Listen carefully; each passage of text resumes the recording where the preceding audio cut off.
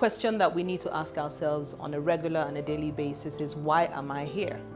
Why was I born? How can I live my life to the fullest? How can I be effective with this life of mine? According to the wise man in the book of Ecclesiastes, he talks about our short lives on this earth. My name is Chinelo Dillimono.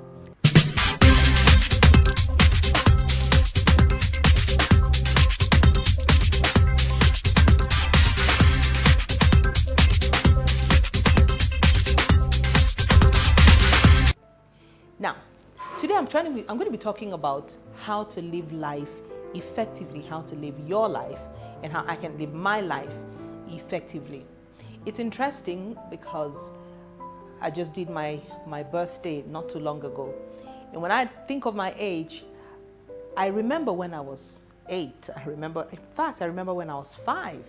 I remember when I was 15. I remember when I was 20. I'm not going to go further so you can't tell how old I am. But I remember it like yesterday, and the years are going so quickly.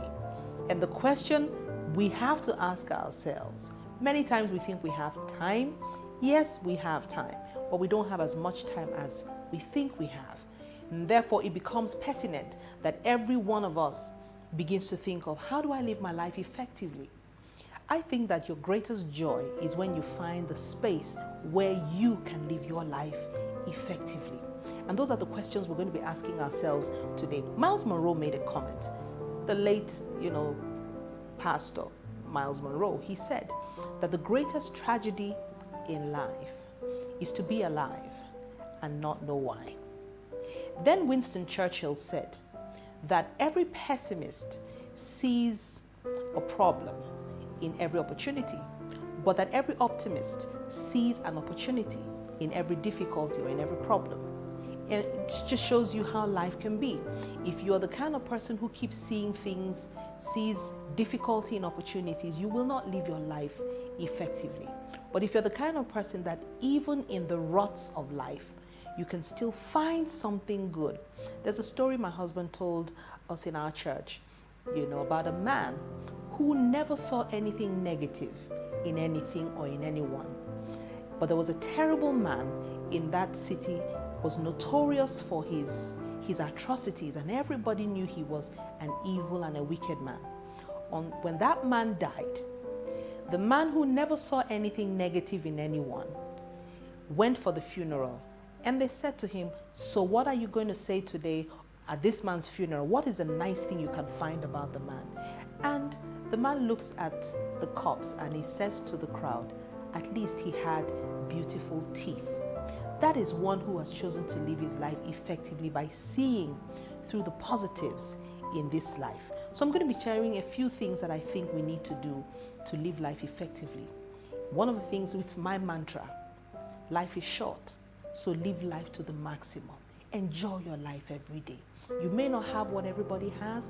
You may not be able to go where every other person can go, but within where you do have your space, enjoy it. Make your house comfortable for you. Let your house be your kingdom.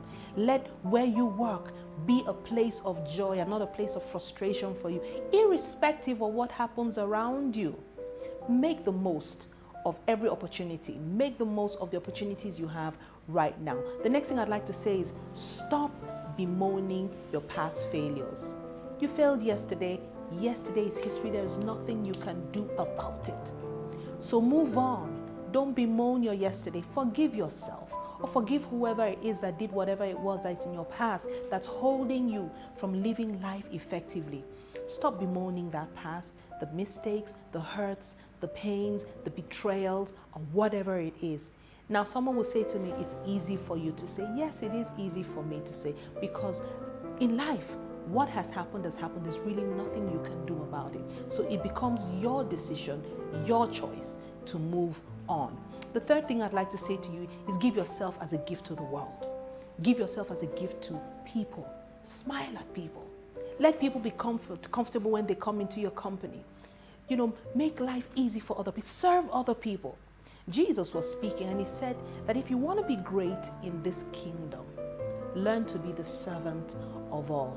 Unfortunately, many people think that when you serve others, you're beneath them, but that's not true.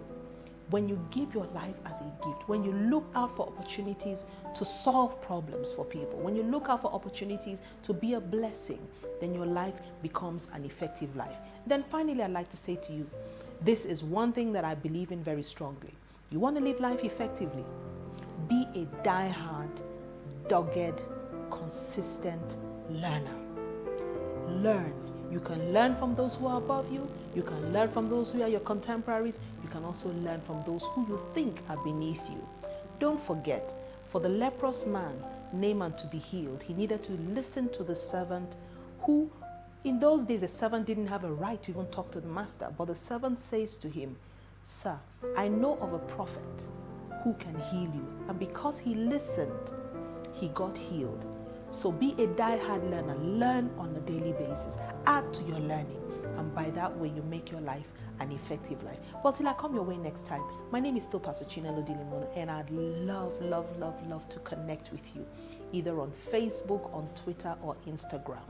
Leave a comment at the bottom of this video. Share it with your friends and family. Let me know how much these videos are encouraging you.